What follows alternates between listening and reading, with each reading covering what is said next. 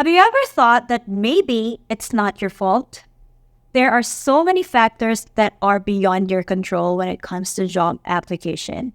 So here are the 12 reasons why you are still not hired yet until now and what you can do about it. Number 1, your role is entry level, and that means you are competing with hundreds of applicants out there who might not have a job the last few years and are just coming out of their shell right now, realizing that we got no choice but to apply. Your resume might have just been floating in thin air somewhere out there, buried in a pile of papers. So yes, it is highly likely that your recruiter or hiring manager might have forgotten about you. That's pretty normal, and don't take it personally. So what are you really going to do about that? Keep trying. The only way for you to fail is to stop. Maybe the right company is just out there waiting for you. But of course, you have to take action. You can't just be waiting for the right company to come to you. So you submitted 5 job applications, 5 resumes. Maybe it's not enough. If none of those have reached out to you just yet, none of the recruiters from those 5 companies have contacted you, then don't wait. You have to apply for more and look for more. I know that it's tough, but that's just the way it is. But you have to remember that submitting resumes or job applications may not be enough. You have to make sure that your resume also stands out. And how will you do that? You can watch my videos regarding how to write a good resume and how to stand out. After this video, I'm going to link all of the videos related to this video in the description box below. But for now, we're going to continue with this discussion and see how you can work around your situation. Now, the number 2 reason you're still not hired until now is that, again, this is not your fault. Most companies, clients, or employers are downsizing or right-sizing, which means that they don't really want to spend more to hire more people.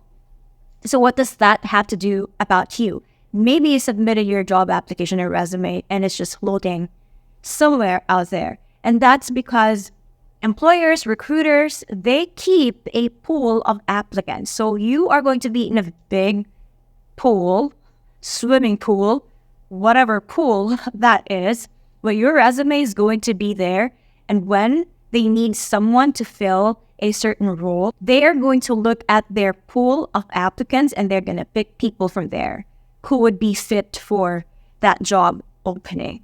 So essentially, you're not really not qualified. You're just there waiting in vain. And then again, that's normal. That's part of the application process.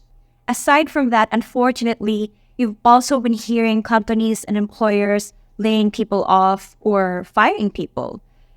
I think it's sad, but it's part of, the life cycle of a business. Sometimes you really have to let some people go. And a lot of these companies are just feeling the brunt of the pandemic.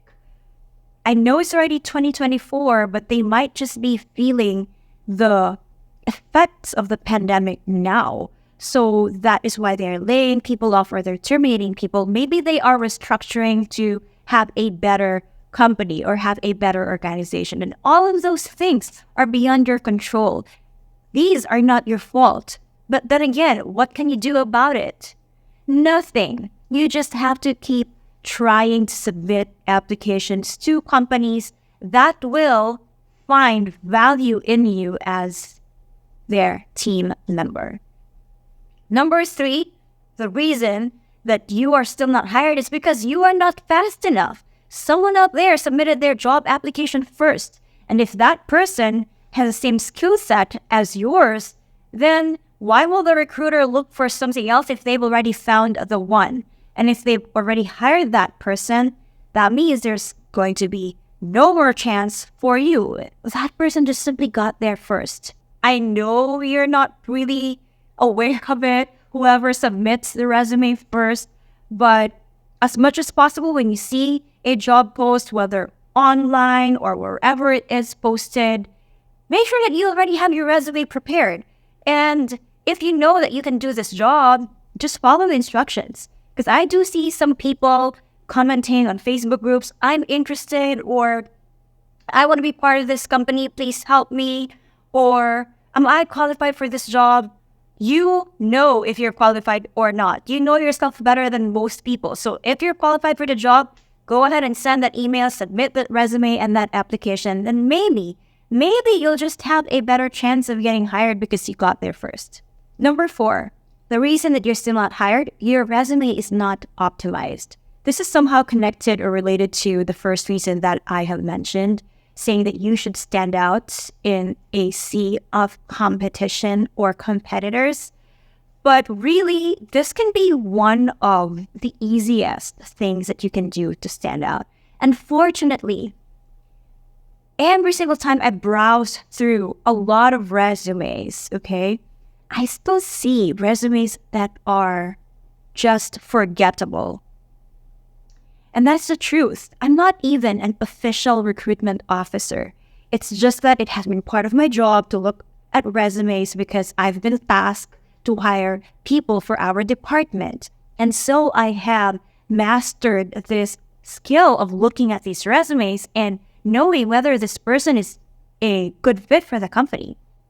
So, this piece of paper can make or break your application. Like, do you really think the recruiter will give you the time of day if your resume is trash? I mean, face it. Learn how to craft a proper resume. You have all the resources in your hands. You're watching this video right now, that means you have internet connection. Google it. Google templates. Google the right formatting.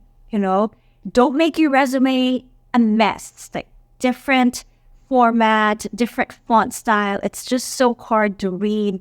I cannot believe how some people will submit a resume like that. How some people will submit an outdated resume. I would think that this is a very basic thing to do, but unfortunately, a lot of people still don't follow it. Okay, I have a lot of videos about how to make your resume stand out, make it simple and make it clear to the recruiter, to the hiring manager. And even if you don't want to watch my videos, there are other resources out there that can help you. Number 5, reason that you're still not hired until now, you did not stand out during the interview or you did not do well.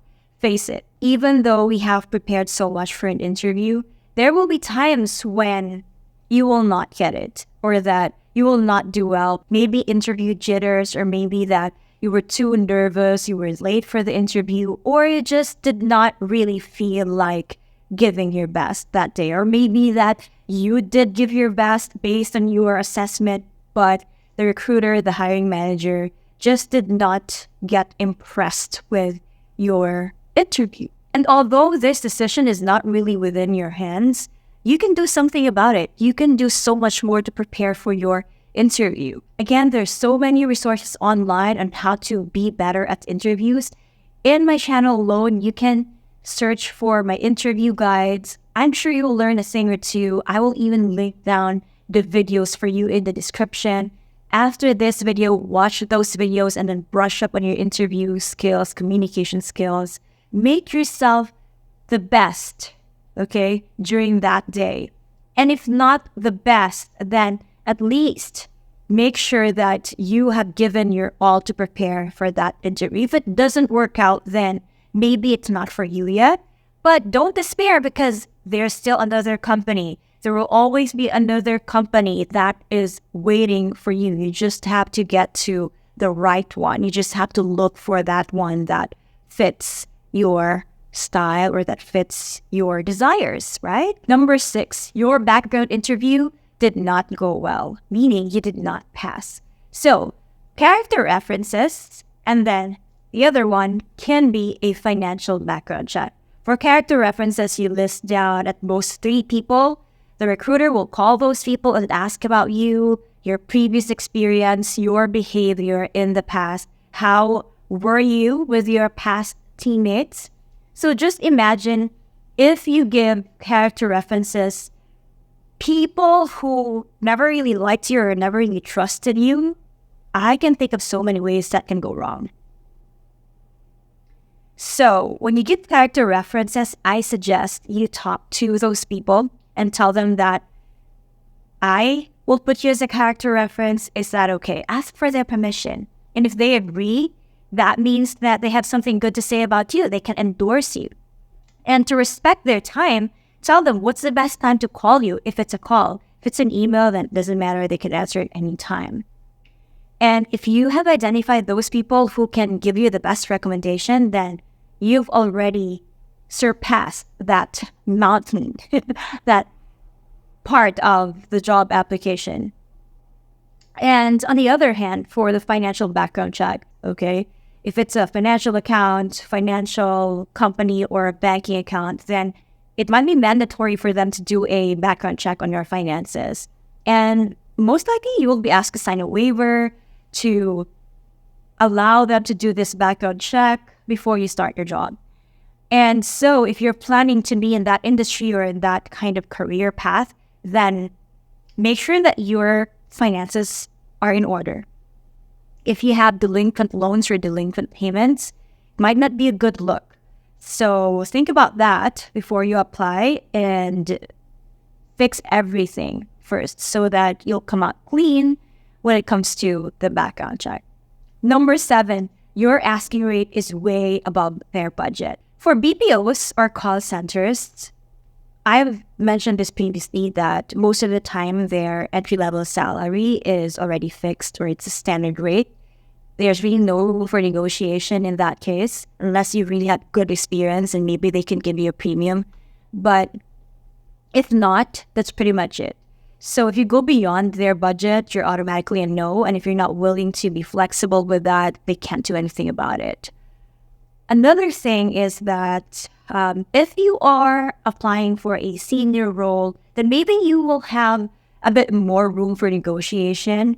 But still, again, if they see that your asking rate is really beyond their budget, as recruiters, they don't really have any say about that. They will be given a budget to offer, but if it's beyond that, then they will move on to the next person. That means they will give the opportunity to the next person and you lose it.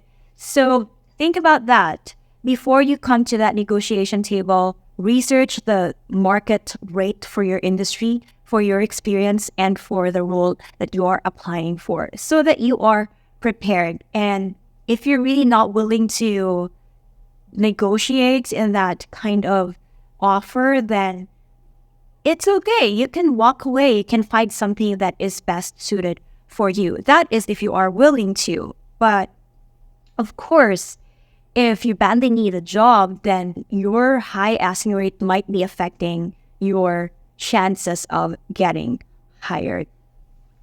Number 8, reason that you're not hired yet. You just did not pass their vibe, or they just did not feel comfortable with you. Now, this is not to be taken personally, but admit it, recruiters, hiring managers, they are people too. So when they interview you and they don't feel the connection, they don't feel the vibe, then they might move to the next person who is more fit for their culture or their company. Even if you seem to be really good at the roles, but if they find that during the interview, they feel like, this is not it. This is not the kind of connection that I'm looking for, then you will not get the job. So what can you do about that? Nothing. Again, that's beyond your control. You can't make people like you. If you don't vibe and if you're not each other's taste, then might as well walk away from that, because it's going to be so hard to be in that company or working with people who are not so comfortable with you or who might not like you. Although in some cases that might actually work because you can't always choose the people you work with. But in that case, if the hiring manager is the person directly working with you, then that person has the say. Number 9, you're not available to start right away. Now, this is tricky because obviously we don't want to quit our current job to join the next company if we still don't have a job offer yet, right? So If you are not available right away or as they expect, then they might move to the next candidate who will be available immediately. So manage your expectations, ask the recruiter or the hiring manager. Maybe you can negotiate. Like for the first 15 days, maybe you'll go part-time and transition to your role while still being employed. And maybe you can speak with their current employer and see if you can, give your 15-day notice instead of 30-day notice. Hopefully it works out well for you, but that can be the reason. But for some companies that are needing people immediately, then you might not be given a chance because they wouldn't want to wait for you. Number 10, negative online presence. This might not be applicable to all companies or all employers. They might actually just be stalking you. And when they do and they find out something that is against what they stand for or against what they represent, then you might not be considered for the job. And I know it sucks because you might feel like you're being censored or that you don't have freedom of speech. It's a public platform after all. They can always check your social media. They can always check your online presence and see what you're up to. And if it's up to no good, then they will probably not hire you. So what can you do about that? It's not about censoring yourself or stopping yourself from speaking up about the causes that are important to you, but it's really about being mindful of what you post and making sure that what you post have value and you're not personally attacking anyone. This is if your profiles or your presence is very much public, right? So do a quick check of your online presence and see how that might affect your application. Number 11, networking. Admit it or not, most of the time, it's not what you know, but it's who you know. Like they say it, like everybody says it is, right? And I agree because if I'm the employer, I would want to hire someone my employee already knows so that he or she can vouch for that person. He knows that person is a good fit for the company, and at least it's going to cut my hiring time for, looking for people, doing background checks and things like that. It's just going to be so much easier for me. So if you don't have that connection or network, you don't have people who can refer you to their companies, then you might be losing some of that huge opportunities, right? Even if you're really good and you're skilled, but you don't have the right connection, you don't know the right people, again, that's going to be a missed opportunity for you. So I suggest, if you haven't yet, you go out there, make your presence known online. I say this every time, online presence is very important. You don't have to be 100% content creator. You don't have to be posting every day, but just be there online. Make sure that people are interacting and engaging with your content. Say something about the causes, the things that matter to you, that are relevant to the jobs that you are applying for. In fact, I have an entire playlist about that, about leveling up and taking your career to the next level by using your online presence. So might as well watch that after this video. Number 12, and the last reason why you're still not hired is maybe, just maybe, you are looking for the perfect company. But that doesn't exist. So you might be looking for job postings and see that, oops, this company offers work from home opportunity, but I don't like this bit of it. I don't like the spark. I don't like the spark. That's normal. You deserve the best. But if you're looking for the perfect company, it doesn't exist.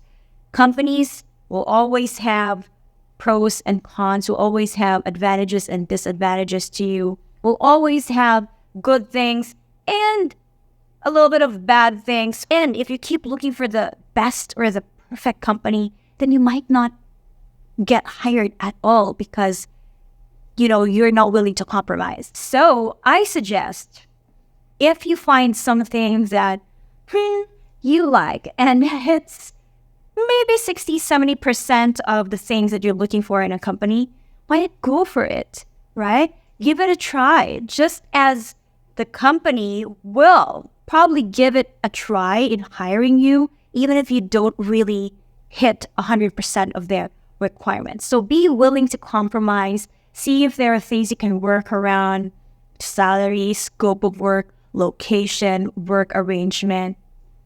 You know, that's life. Nothing is perfect. And that's about it. Those are the 12 possible reasons you're still not getting hired until now. But I wish you all the best in your job application. I do hope you find something that you deserve, that, answers the desire of your heart. So yes, if you have any questions, comment below, subscribe to this channel, and share this video to anyone who can benefit. I'll see you in my next one. Bye.